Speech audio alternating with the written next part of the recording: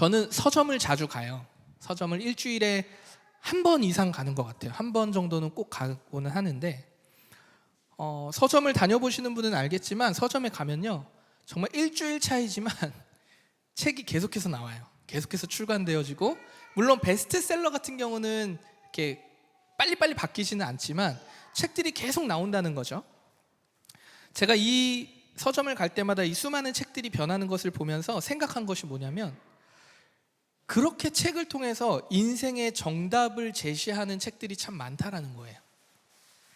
자기계발 이런 서적뿐 아니라 경제, 주식 등 큰 범주로 보면요 결국에는 인생 어떻게 잘 살 수 있는가에 대한 이야기로 가득한 책들이라는 거죠. 이 수많은 책들이 말하는 것처럼 우리의 인생에 답이 있다면 얼마나 좋겠습니까? 우리 인생의 정답을 우리가 딱 알 수 있다면 얼마나 좋겠습니까? 저는 정답과 그 정답을 향해서 방법을 선택하는 것에 되게 익숙한 사람이거든요. 그래서 잠시의 불완전한 상황을 잘 못 견뎌요. 그래서 정작 방법이 없을 때는 그렇게 불안하고 그렇게 힘이 듭니다.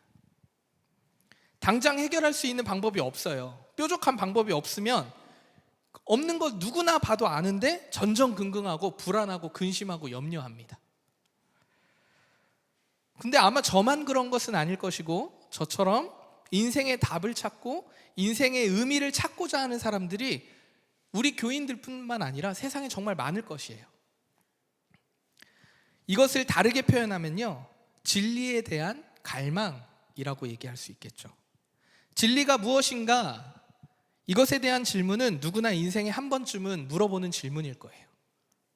이걸 또 다르게 표현하면 내가 어떻게 살아야 하지? 나는 누구인가라는 질문, 무엇이 인생의 정도인가라는 이 질문은 사람이라면 때와 시기는 다를 수 있지만 한 번씩은 물어보게 된다는 것이죠.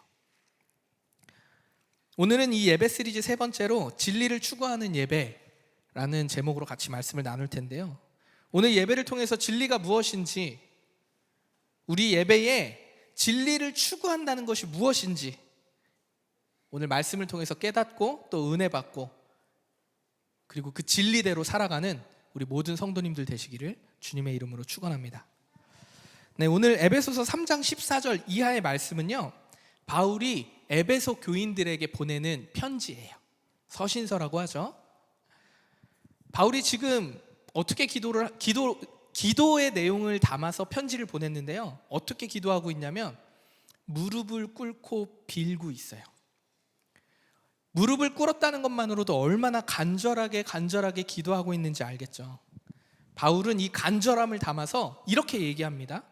모든 족속에게 이름을 주신 하나님 아버지 앞에 무릎을 꿇었습니다. 그냥 힘이 있고 권위 있는 사람들의 그 권위 있는 자 앞에서 무릎을 꿇은, 이렇게 본 게 아니고 이름을 주신 분 앞에서 무릎을 꿇은 거예요. 무슨 얘기냐면 정체성에 관한 얘기죠.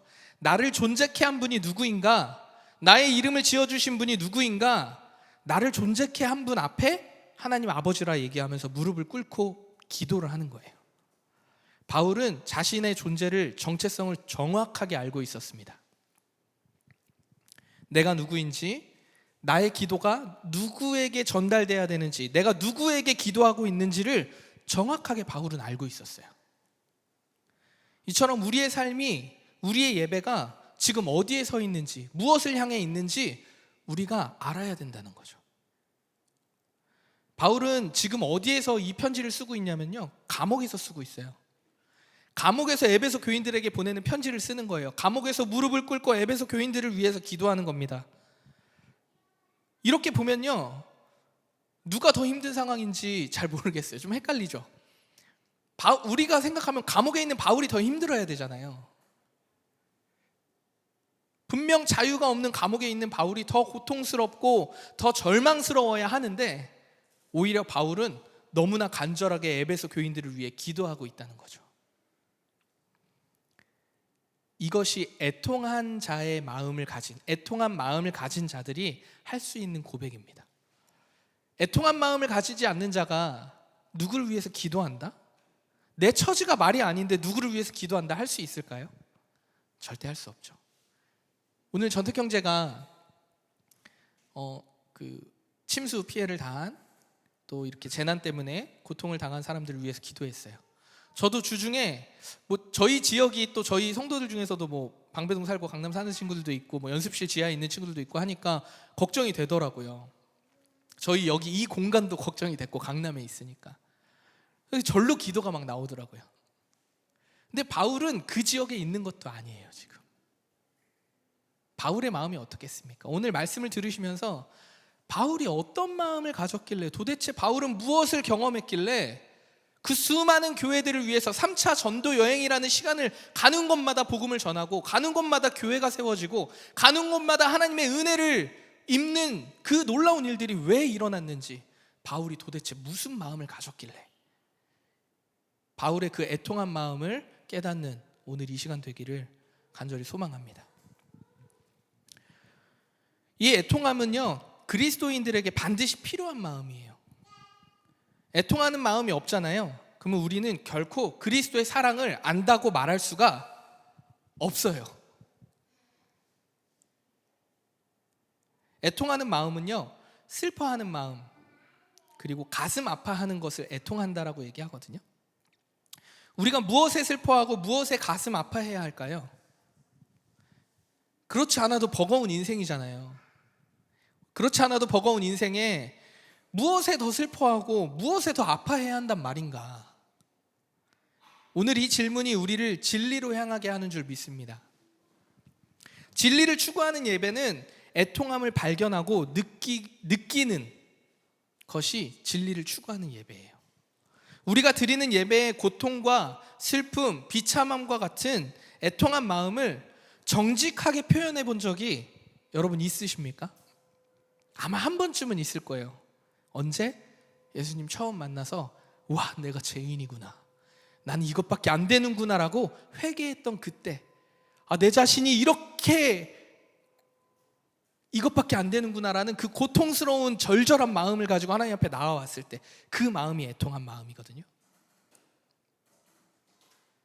우리 예배 가운데 그런 애통한 마음이 있냐는 거죠. 바울이 오늘 무릎 꿇고 기도하였던 것처럼 하나님 앞에서 우리가 예배할 때 나를 정직하게 바라보면요, 우리 안에 있는 그 애통함을 발견하게 됩니다. 하나님 앞에 섰을 때 가장 먼저 고통스럽고 슬픈 것이 있어요. 그것이 무엇이냐면, 내가 얼마나 작은 존재인지, 내가 얼마나 연약한 존재인지, 그리고 더 나아가서 얼마나 내가 교만으로 가득 찬 존재인지를 깨닫는 것, 이것이 애통한 자의 마음이거든요. 우리가 예배 가운데 그런 애통한 자의 마음을 발견해야 된다는 거죠. 그러니까 우리가 죄인인 걸 확인하세요, 이런 얘기를 하는 게 아니고요, 애통한 마음이 없으면요, 하나님의 약속을 떠올릴 수가 없어요. 이 애통한 자를 회복시키고 구원하시고, 이 애통한 자를 통해서 하나님의 일을 하시는 분이 하나님이잖아요. 그걸 우리에게 약속하셨다는 거죠. 근데 애통한 마음도 없어. 그럼 어떻게 하나님의 약속을 떠올리겠냐는 거예요. 애통한 마음을 가진 자는 하나님의 일하심을 보게 됩니다. 하나님께서 우리를 지키시고 보호하시고 인도하시는 분이시구나. 나는 연약하고 나는 부족하고 나는 이기적이고 나는 교만한 사람이지만, 와, 그냥 세상에서는 그냥 죽을 수밖에 없었겠지만, 내가 이 애통한 이 예배를 통해서 보니 하나님이 말씀을 통해서, 찬양을 통해서, 기도를 통해서, 우리의 삶의 모든 순간순간을 통해서 나의 연약함 가운데 하나님이 하시겠다고 약속하셨구나, 그 약속을 떠올리게 된다는 거죠. 바울은 자신이 감옥에 있는 것을 위해서 감옥에서 나가게 해달라고 기도하지 않았어요. 오늘 본문 바로 앞절을 보면요, 오히려 에베소 교인들에게 이렇게 얘기합니다. 내가 감옥에 있는 것이 하나님의 영광이다. 그리고 에베소 교인들을 위해 기도하는 거예요. 하나님 앞에 애통한 마음으로 나아감으로써 하나님의 은혜를 경험한 사람들은요, 그리스도의 참된 사랑을 경험하고 배우게 됩니다. 바울이 지금 자신의 처한 상황을 아랑곳하지 않았어요. 간절히 에베소 교인들을 위해 기도하는 이유가 바로 이것이죠. 하나님의 사랑을 애통함 가운데 본인이 얼마나 괴수 중에 괴수인지 알고 나니, 그런 나를 통해서 하나님이 일하시는 걸 보고 나니 다른 사람을 위해서 기도할 수밖에 없는 거죠. 오늘 예배를 시작할 때 여러분들에게 물었어요. 제가 우리가 예배할 때 무엇을 기대하고 무엇을 추구해야 합니까? 라고 질문을 했습니다. 하나님 앞에서 나의 존재를 정직하게 마주하게 되시기를 바랍니다. 또 하나님의 은혜의 손길을 기대하는 그런 우리들의 예배가 되었으면 좋겠습니다.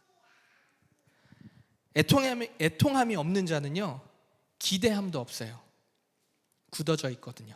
하나님의 약속을 알지만 하찮게 여깁니다. 하나님의 약속이 당장 내 삶에 당장 필요한 것들을 필요로 채워지지 않을 때 우리는 마음이 둔감해집니다. 애통함도 사라지고 하나님의 약속도 신뢰하지 못하죠. 그리고 어떻게 되냐면 우리의 예배가 형식적인 예배로 바뀌게 됩니다. 바울도 에베소 교인들이 향해서 편지를 쓰면서 그 마음이 있었던 것 같아요. 그래서 걱정했어요. 16절 볼까요? 그의 영광의 풍성함을 따라 그의 성령으로 말미암아 너희 속사람을 능력으로 강건하게 하시오며. 바울은 에베소 교인들이 성령으로 말미암아 속사람이 강건해지기를 기도하고 있거든요. 속사람이 강건해진다는 것, 속사람이 있다는 것은 속과 겉사람도 있다는 얘기잖아요. 바울이 이 속사람에 대해서는 뭐라고 얘기하냐면요, 뭐 다른 말씀도 있지만 고린도후서 4장 16절에 이렇게 말하고 있어요. 그러므로 우리가 낙심하지 아니하노니 우리의 겉사람은 낡아지나 우리의 속사람은 날로 새로워지도다. 겉사람은 우리가 보이는 육신을 얘기해요. 육신은 낡아집니다. 그러나 우리의 속사람, 우리의 영은요, 날로 새로워진다고 얘기하고 있어요. 우리가 하나님 안에 거하면요, 예수 그리스도를 믿는 믿음 안에 거하면 우리의 육신은 비록 낡아지지만 보이지 않는 우리의 영은 날마다 새로워진다고 오늘 바울은 말하고 있는 거예요.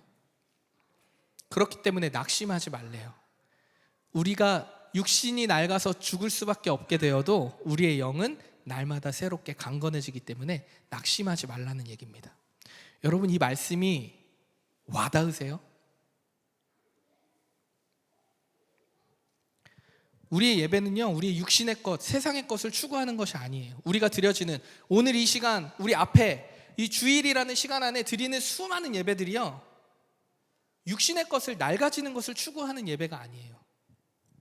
영혼의 것, 하나님이 어떠한 분인지 깨닫는 것, 내 영이 그 사랑 안에 머물고 있는가를 확인하는 것, 우리가 추구해야 될 예배의 진리는 그거라는 거죠. 우리의 속사람이요, 강건해지면 강건해질수록요, 우리의 영이 강건해질수록요, 현재의 우리 모습과 우리가 하나님의 말씀으로 어떻게 가야 되는지 알고 있잖아요. 어떻게 살아야 하는지. 그 모습과 현재의 모습과의 괴리가 줄어들어요. 다시요. 우리의 영이 강건하여질수록, 날마다 강건하여질수록 내가 예수 그리스도의 자녀로, 그리스도인으로 살아야 할 모습과 현재의 내 모습의 괴리가 줄어든다는 거예요. 그럼 반대로 얘기하면 내 영이 강건하지 않으면 뭐야, 하나님의 말씀 하찮게, 약속으로 와닿지 않는 거예요. 우리의 삶의 문제들 많잖아요. 뭐 저라고 없겠습니까? 저도 많아요. 그런데 보이는 싸움이 아니라 보이지 않는 싸움이라고 우리는 얘기하죠. 영적 싸움이라고 얘기합니다. 겉보기에는 보여지는 싸움 같아요. 자꾸 보면 보여지는 싸움 같아. 이렇게 하면 될 것 같고 저렇게 하면 될 것 같은 우리의 인생들이 그렇게 보여요. 그런데 육신의 낡음같이 다 낡아 없어지는 싸움이라는 거예요. 보여지는 싸움은 보이지 않는 영적 싸움임을 여러분 믿으시길 바랍니다. 그런 의미에서 우리가 드리는 이 예배는 성령의 능력으로 속사람을 강건하게 할 뿐만 아니라 늘 하나님을 기억하는 것이 이 예배의 본질이에요. 하나님의 이야기로 이 예배에 가득 채우는 것이 진리를 추구하는 예배입니다. 우리의 속사람이 강건해져요. 그리고 무엇을 하냐면 이 예배를 통해서 하나님의 이야기로 가득 채운다는 얘기예요. 하나님의 이야기라고 한다면 무엇일까요? 성경의 이야기? 맞아요. 성경의 이야기. 이것을 우리가 좀 우리의 언어로 풀면 하나님의 약속의 이야기들, 언약의 말씀들, 언약의 성취, 우리의 찬양, 우리의 기도, 감사의 고백, 회개, 회심, 성찬, 성도의 교제, 이 모든 것들을 포함하는 것이 하나님을 기억하는 모든 활동, 하나님을 기억하는 것, 이것이 예배라는 거죠. 어떠한 예배의 형식에 따라서 순서대로 가는 것, 이것이 예배가 아니고 이곳에서 보이지 않지만 상호작용하는 이 모든 것들, 언어적인 것과 비언어적인 모든 것들이 우리 안에 하나님을 기억하는 예배의 한 순서라는 거죠. 그래서 우리가 이 예배 안에 하나님의 것으로 가득, 이야기로 가득 채우면서, 충만하게 채우면서 그 안에서 뭘 발견하냐면 나를 발견하는 거예요. 하나님 이런 분이시구나. 하나님 어떠한 분인지 내가 알고 있었지만 오늘 예배 통해서 다시 알게 되는구나. 하나님 이런 분이구나. 그럼 그 하나님 앞에 나는 어떠한 사람이지? 그럼 무릎 꿇고 빌게 되는 거죠. 제가 오늘 바라는 것은요, 성령의 능력으로 말미암아 우리의 속사람이 강건하여지기를 원합니다. 또 애통한 마음으로 하나님 앞에 정직하게 나아오기를 원합니다. 그건 누가 해주지 않아요. 내가 선택하고 내가 나와야 합니다. 하나님께서 날마다 속사람을 강건케 하시고 또 우리를 새롭게 하시는 줄 믿습니다. 바울은요, 이 속사람의 강건함과 더불어서 이렇게 기도하고 있어요. 믿음으로 그리스도가 항상 우리 마음에 계시게 하고 또 지식을 뛰어넘는 그리스도의 사랑을 알기 원한다라고 기도하고 있어요. 다시요. 바울이 이제 다음 기도를 하는데요, 에베소 교인을 위해서 우리가 믿음으로 그리스도가 우리 안에, 우리 마음에 머물게 하고 또 지식을 뛰어넘는 그리스도의 사랑을 너희가 알았으면 좋겠어. 그렇게 내가 기도해 라고 얘기하는 거예요. 자, 그리스도의 사랑을 안다, 그리스도의 사랑을 아는 예배가 무엇일까요? 에베소 교인들이 예수님을 몰라요? 에베소 교회예요. 예수 그리스도를 잘 알고 있어요. 근데 그리스도의 사랑을 알기 원한다, 이게 무슨 말일까요? 바울은 그리스도의 사랑을 더욱 알고 그 사랑이 그 에베소 교인들의 마음에 계속 있었으면 좋겠다라고 기도하고 있거든요. 그거 하나님 아버지께 기도하고 있는 거예요. 아니 이미 예수님을 믿고 알고 있는 에베소 교인들에게 뭐가 더 필요하냐는 거예요. 우리가 잘 알고 있는 말씀이죠. 요한복음 4장 23절에 보면요, 수가성 사마리아 여인이 나오죠. 그래서 당신은 선지자다. 그럼 내가 어디서 예배를 드려야 되냐라고 예수님께 물어요. 그러니까 예수님께서 이렇게 대답하십니다. 아버지께 참되게 예배하는 자들은 영과 진리로 예배할 때가 오나니 곧 이때라. 아버지께서는 자기에게 이렇게 예배하는 자들을 찾으시니라. 영과 진리로 예배한다는 거, 이건 또 뭔가? 이 질문은요, 수많은 책들의 방법론처럼 정답을 딱 정해서 영과 진리의 예배는 이거야 라고 얘기할 수는 없을 것 같아요. 왜냐하면요, 이 질문은 이 사마리아 여인이 원했던 것처럼 장소, 현장, 현실에서 내가 어떻게 예배를 드려야 합니까에 대한 질문이 아니거든요. 실제로 이 여인은 그렇게 질문했지만 그거에 대한 대답은, 예수님의 대답은 그러면 너희가 저기 위에 가서 예배드려, 아래 가서 예배드려, 저기 가서 예배드려, 이렇게 얘기하지 않았다는 거예요. 예수님의 대답은 무슨 얘기냐면, 사마리아 여인은 예배를 어디서 드려야 하는지가 중요했어요. 하지만 예수님께서는 그것도 중요한 것이 아니야, 영과 진리로 예배할 때가 온다, 이렇게 말씀하시는 거죠. 그리스도 안에서 그리스도와 함께 살아가는 우리의 삶의 모습을 묻는 거예요. 결국 영과 진리로 예배한다는 것은 하나님과 동행을 얘기합니다. 그리스도의 사랑을 안다는 것은요, 알기를 원한다는 것은요, 그리스도와 하나님과 동행하는 너희의 삶의 모습이 있느냐를 묻는 거예요. 너희가 그냥 하나님을 아는 것에 그치지 않고 하나님과 동행하는 삶을 살았으면 좋겠다라고 바울이 기도하고 있다는 겁니다. 우리가 성경을 읽고 기도하고 찬양하고 묵상하는 이 모든 신앙의 행위들 있잖아요. 이것을 포함하고요, 더 나아가서 삶에서, 우리의 일상의 삶에서 보고 듣고 경험하는 모든 것, 이 모든 것을 포함한 것이 하나님과의 동행이거든요. 밥을 먹고 음악을 듣고 잠을 자고 일을 하고 직장 동료와 대화하는 이 수많은 일상의 모든 여정에 하나님과 동행하는 것이 영과 진리로 예배하는 것이며 곧 그리스도의 사랑을 아는 것이라는 거죠. 그리고 그리스도의 사랑이 내 마음에 계시는 것도 하나님과의 동행을 얘기한다는 겁니다. 아마도 바울은 에베소 교인들에게 이 마음을 가졌던 것 같아요. 예수를 아는 것에 그치지 않고 제발 동행하는 삶을 살았으면 좋겠어, 너희들이. 예수님을 아는 것과 예수님의 말씀대로 사는 것은 다르죠. 애통한 마음으로 속사람이 강건해졌어요. 그래서 하나님의 크고 넓고 깊은 그 사랑을 우리가 안다고 해봅시다. 그럼 알아요. 근데 그대로 살 수 없다면 그것을 우리가 안다고 얘기할 수 있을까요?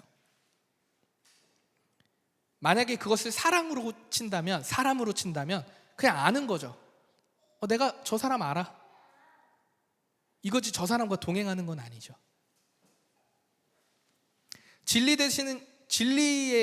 되시는 예수님이 진리라고 얘기하죠. 우리는 진리 되시는 예수님을 안다고 해서 우리가 진리로 살아가는 것이 아니라는 거예요.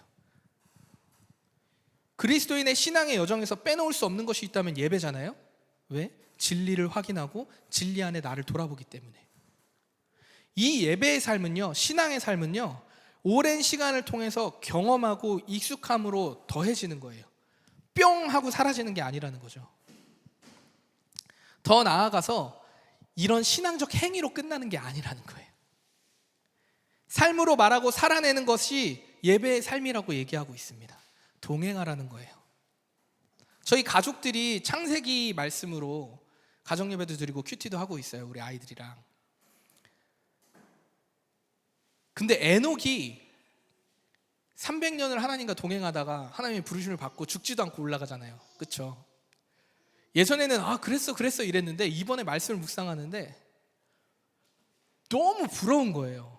그리고 너무 궁금한 거야. 도대체 에녹은 하나님과 어떻게 동행을 했길래, 도대체 어떻게 동행을 했길래 하나님이 죽지도 않고 데려가셨을까? 그 당시의 수명이요, 막 900살 이래요. 900살 그 언저리쯤 다 채운 다음에 데려간 것도 아니야. 한 300살쯤, 300년 정도 하니까 데려가시는 거예요. 너무 궁금하더라고요. 동행하는 거 도대체 뭘까?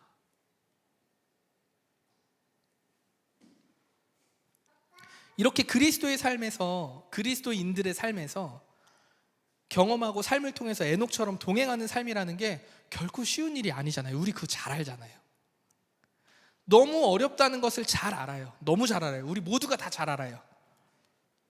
그런데 제가 이번에 말씀 묵상하면서 한편으로 이런 생각이 들었어요. 우리의 예배에 무엇을 추구했었지? 예배에 애통함도 없고 하나님에 대한 기대도 없고 소망도 없는 그런 형식적인 예배가 우리에게 너무 익숙해진 거 아닐까? 그래서 우리의 일상의 삶에서도 그 하나님의 힘을 잃은 것은 아닐까? 이 생각이 들었어요. 이제 말씀을 좀 정리할게요. 진리를 추구하는 예배는요, 애통함을 발견하고 하나님께 나아가게 합니다.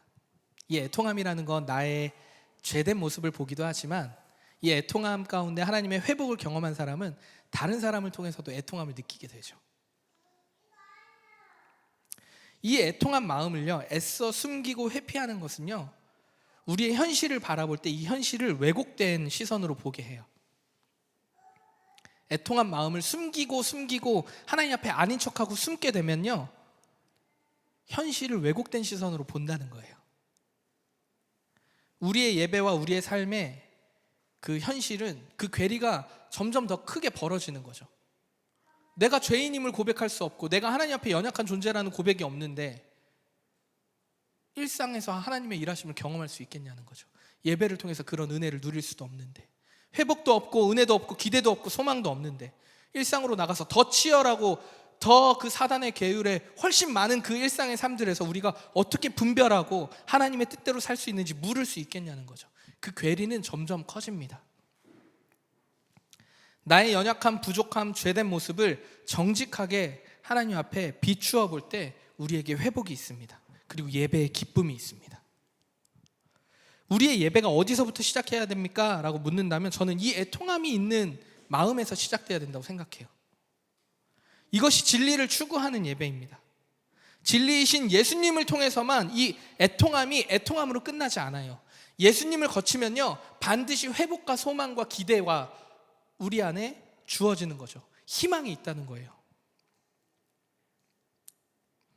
우리가 예배를 통해서 하나님의 크고 넓고 깊은 사랑을 알게 되기를, 경험하게 되기를 주님의 이름으로 축원합니다. 이 사랑을 알기 위해서는 우리 안에 늘 그리스도가 거하게 하셔야 되잖아요. 그 거하게 하시기 위해서 여러분이 큐티하는 거고, 말씀 보고, 기도하는 거고, 묵상하고 나누는 거잖아요. 어떤 식으로든 붙잡으려고 애쓰는 거잖아요. 그거 포기하지 마십시오. 그걸 포기하는 순간 현실의 괴리는 더 커져요.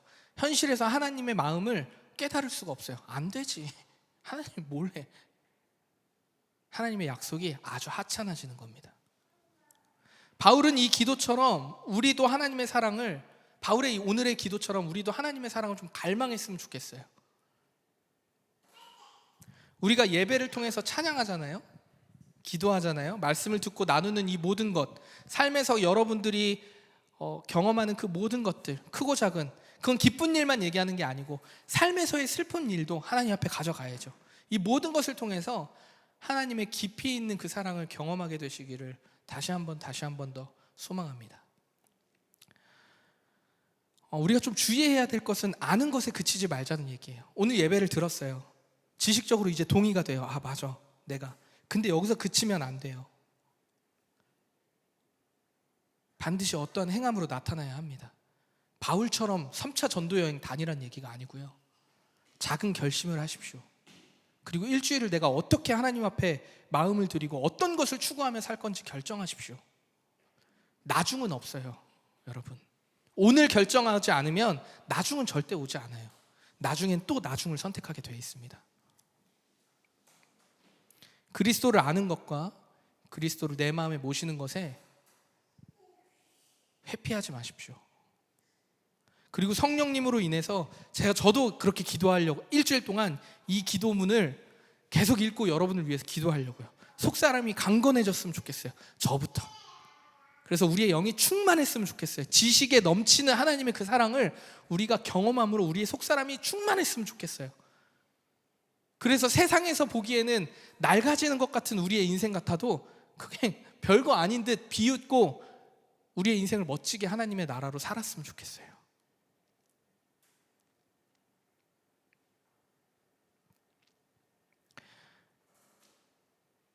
아담과 하와가 범죄한 이후에 선악과를 따먹잖아요. 그 다음 제일 먼저 한 행동이 무엇인지 아시죠? 자신의 몸을 가리우고 하나님 앞에 숨었어요. 하나님 앞에 숨는 자 되지 마십시오. 하나님 모른다고 생각하지 마십시오.